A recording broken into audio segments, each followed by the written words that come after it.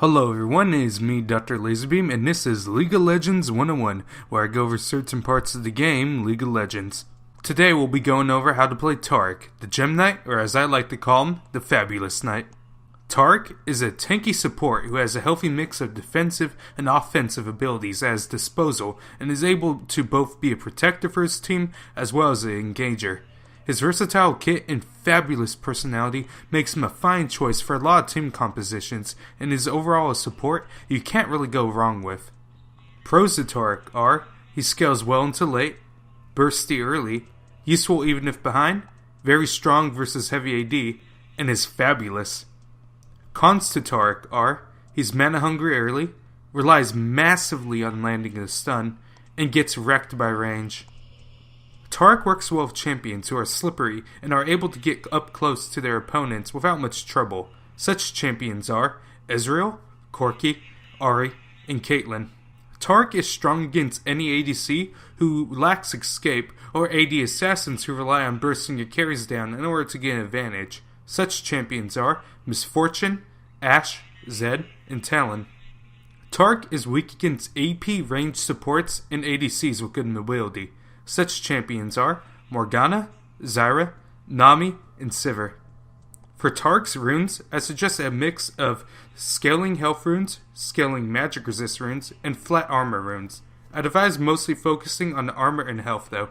For Taric's masteries, I suggest going 12 into Cunning and 18 into Resolve. Any of the free Resolve keystones would work fine for Taric, but Grasp is best used against melee supports for an advantage in lane. Courage and Bond of Stone are both good as well, and are more useful overall than Grasp, especially when facing ranged supports. Now onto Taric's abilities. First we have his passive, which is Bravado. After casting the ability, Taric's next two basic attacks gain attack speed and deal bonus magic damage based off his level and bonus armor. If he lands his basic attacks, he also reduces the cooldown of his Q. This ability is a nice cherry on top for Taric's kit. This allows Taric to get up close and personal with the enemy team, and allows him to be especially effective versus other melee supports.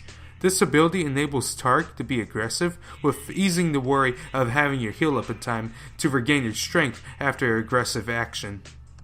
Next we have his Q, which is Starlight's Touch. Taric heals himself and anyone within the range of his heal. He can have up to 3 charges of this ability, with each charge increasing the heal if used. Having a heal ability is not uncommon for supports to have, but what makes Taric's heal different is how it works. The heal is honestly not that great early, but it's actually pretty good as the game goes on, and overall heals more than the average heal once Taric gets tanky. It's also important to note that if you use the heal before it has free charges, it's actually pretty crappy. So you want to wait until you got free charges unless you absolutely have to use it to heal yourself if you're about to die or if a teammate's about to die. Now onto his W, which is Bastion, which has both a passive and an active. The active grants the target a Bastion, which gives a shield briefly and makes the target have a Bastion for as long as they are near Taric. The passive simply grants bonus armor to the target if they still have Bastion, and Taric has not used it on another ally. The shield on this ability is nothing special and only absorbs a moderate amount of damage. What's really important about this ability, however, is its passive. The bonus armor it grants is amazing in the early game, and only gets better as long as Taric is building some armor. The only thing better than that is the actual Bastion itself. Any abilities cast from Taric will also be cast on the ally with the Bastion. This means if you have the Bastion and Taric uses heal, you will also be healed, as if you casted the spell as Taric. This can allow for some pretty creative plays and is often a lifesaver in many situations. Next we have his E, which is Dazzle.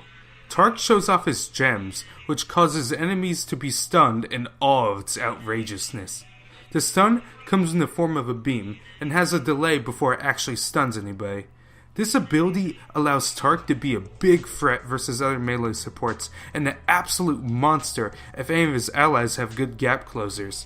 The very threat of this stun will make many supports hesitant to get near you or your Bastioned ally, and when the stun does find the target, it can result in an easy and free kill.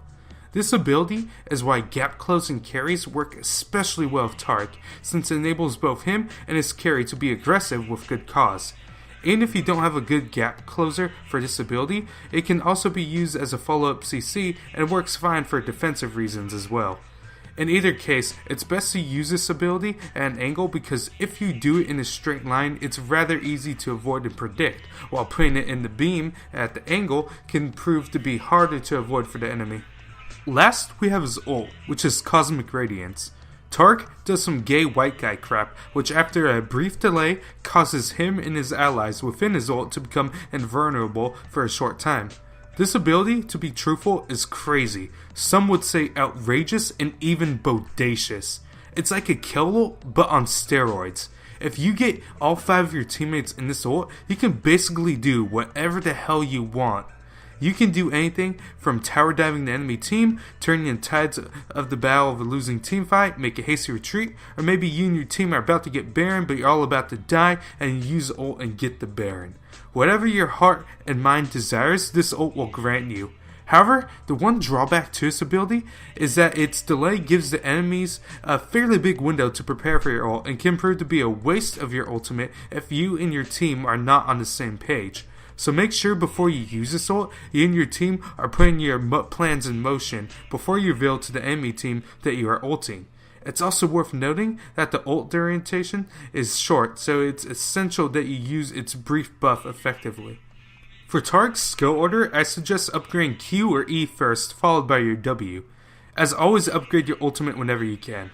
Also get Q first for general use and E first if you are against the melee support and are comfortable getting close and personal with the enemy bot lane.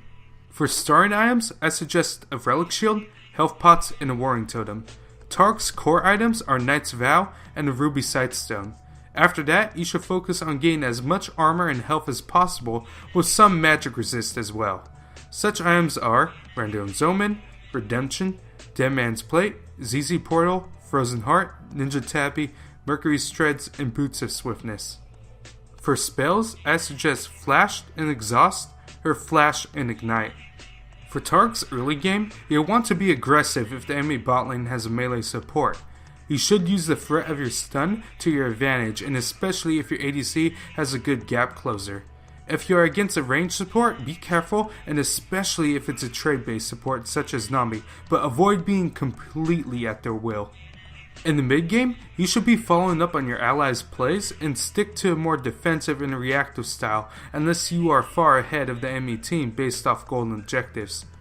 At the late game, you are a powerhouse for your team. You get to call the shots and make the play of the game based off your ult alone.